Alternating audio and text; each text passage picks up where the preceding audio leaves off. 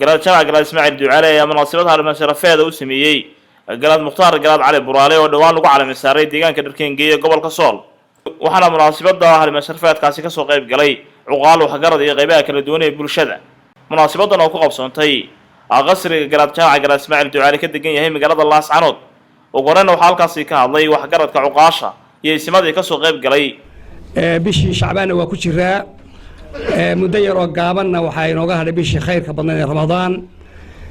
dadku baqdin badayna way iska jirtaa Ilaahay subxaanahu wa ta'aala lagu xidhnaado Ilaahay hal qabsada xarigiisa Ilaahay subxaanahu wa ta'aala wuxuu quraankiisa ku leeyahay yaa ayuhan naas taquu rabbakum alladhi khalaqakum min nafsin waahida dad ya Ilaahay ka baqa munaasabadan waa xaflad sidii hore loo sheegay soo dhaweyn iyo qada sharaf uu garaad jaamac garaad Ismaaciil oo gobolka ku sugnaa uu u fidiyey garaad Mukhtaar garaad Cali Buraale waa dhaqankii iyo shaqada ku taala iyo waxa jira iyo bulshada mas'uul ka tahay oo la iskiin barayo lagu tusayo haddaan inta ka gudbo aad iyo aad baan uga mahad celinayaa garaad jaamac garaad Ismaaciil xafladan quruxda badan ee uu ku sharfay kuna soo dhaweeyay garaad Mukhtaar garaad Cali waxaan u mahad celinayaa garaad jaamac garaad Ismaaciil oo ay talaantii suurtoodeen garaad adna soo dhawo garaad Mukhtaar garaad Cali Buraale waa kula soo dhaweynaynaa garaadka annagu waxaan ku naqaanaa mideeyo mar hadaa shirkii ismadana ku baaqday waxaan rajaynayaa xafladda xigta idinkoo dhan inaan aragno annaguna waa ku daba faylanaa markaa waxaan marka ugu horeysa halkan uga mahad celinayaa garaad jaamac garaad Ismaaciil Ducaale waxaan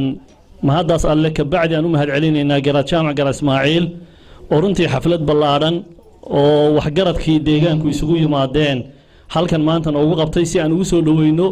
garaadkayga cusub garaad Mukhtaar garaad Cali Buraale oo sidaan maalintii horeba sheegay garaadka aan waqti badan aan soo wada shaqeynay haddana aan rajaynay insha Allah in aan wada shaqeyn doono garaadka marka koowaad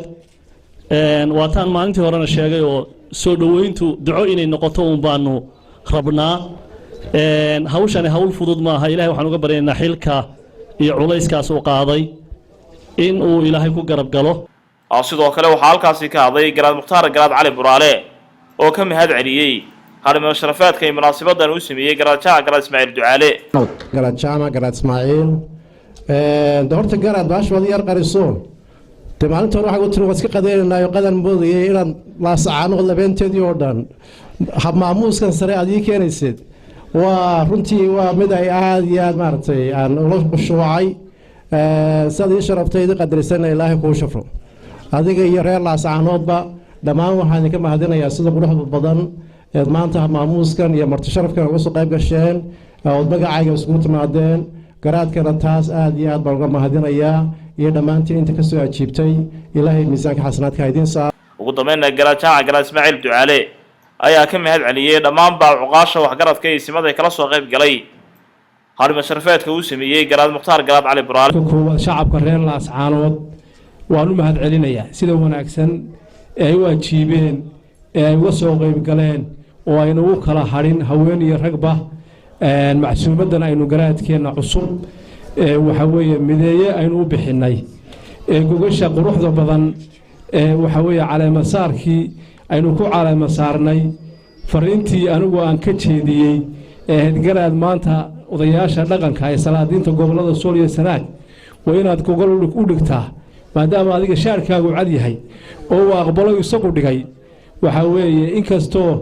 waxa weeye gogoshii dib u dhacday shacabka reer Laascaanood waxaan leeyahay nabadgelyadana hal ilaaliyo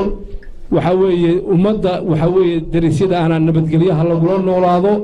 intaasaan kaga baxayaa garaadkana waa soo dhaweynaya garaad soo dhawo baan ku leeyahay Cabdiraxmaan Ali Ducaale Somnews TV Laascaanood